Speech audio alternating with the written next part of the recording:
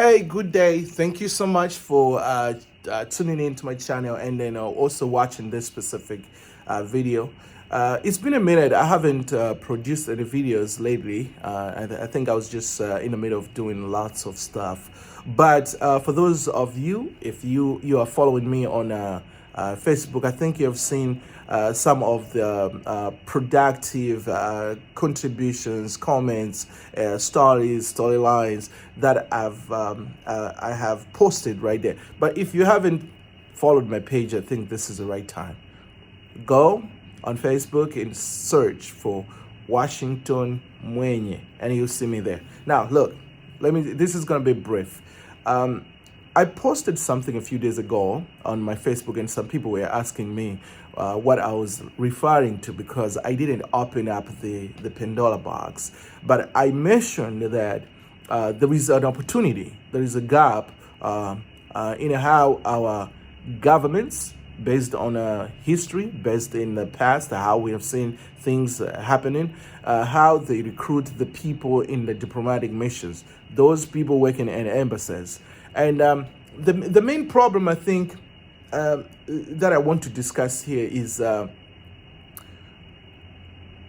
tradition of giving opportunity to people because they have helped us to win the elections, and we feel like this is the only opportunity, the easy opportunity we can give them, and then we can throw them into a different country to work in the missions. But this does not serve the interest of our government, of our country, our beautiful country. I see there is an opportunity that our government, even our country, can benefit if we do things aligned and if we do things the way they're supposed to be.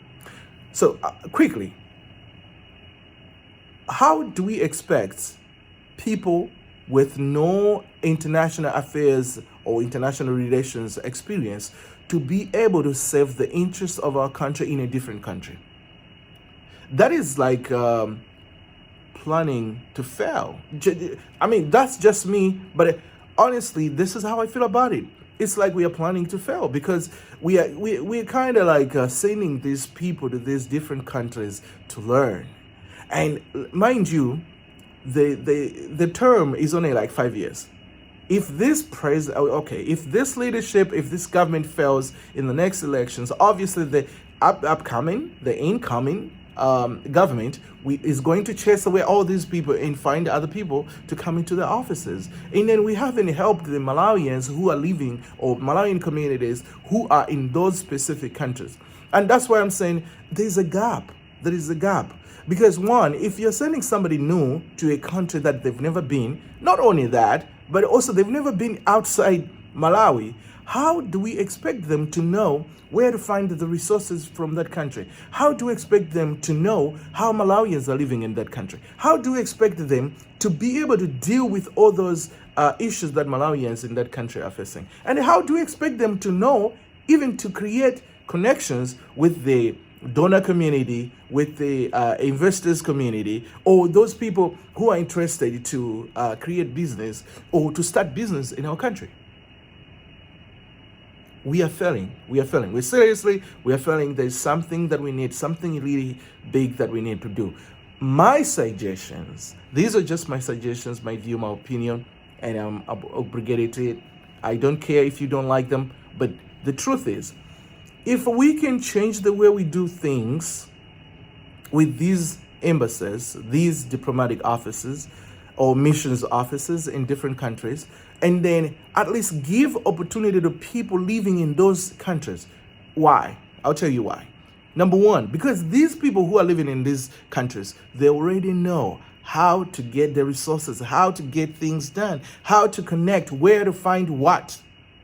And if you give them this opportunity, it's going to be smooth running because they know where to start from. They know where Malawians are. They know how they can link them. And they know pretty much everything, okay? And also, at the same time, it's going to be easy for them to find investors, to find donors, to find help for our country. And the bottom line is Malawi is going to be the winner because Malawi is going to achieve out of this strong relationship based on experience, experienced people or skillful people who are already there. They know how to get a driver's license, how to get the work permit, how to get hired or employed in that country, rather than somebody who just come in and that person will start asking, how do we get employed here? How can we get it? And nobody's going to be there to tell them. And as a result, guess what they do? They just sit in their office, nothing. They're doing nothing, absolutely nothing. And they're just eating the money from Malawi. They can't even think of ways how they can generate their own income in that foreign land. I'm not going to mention about how much, but check it out. Check the United States mission office in Malawi. How much money have they generated by themselves? And how much do they help Malawians or our country? A lot. What do we do? Nothing. Absolutely nothing. So I think by now you know what I'm talking about, that what politicians do, they politicize this whole process of recruiting the people in embassies. They would rather give that position to their child, their niece, somebody they know, instead of giving it to somebody who is going to help the country. This is very unfortunate. And I'm not against anyone, any specific individual. I know there are some people who are now in missions office in different countries that they just came out of school like maybe last year. And now you hear that they're at the embassy right now. What are they doing? What are they doing? Even if you tell me that that's on merit, they don't know anything. There are people in those countries that they know pretty much everything, and they can help the Malawian community in those countries. They can help our country. I hope you get it. I'm trying. I can't stress this enough, but we need to do things differently. Let's do things differently. If you can watch my video, if you can listen to what I'm saying, if you don't understand, I'm available. You can call me, you can contact me, then let's talk about it. Let's table about this. Let's bring the argument on the table. And it has to be productive argument. And then let's see how best we can do. Other than that, thank you so much for watching. And thank you so much for following me. Now, if you haven't followed me on my Facebook, because I posted this story on my Facebook a few days ago, this is the right time. Go on my Facebook, follow my page. We talk about things that will help our country. I'm a politician, yes, but my goal is to see things positively. How can we help our country to be a better country? And I don't care which political party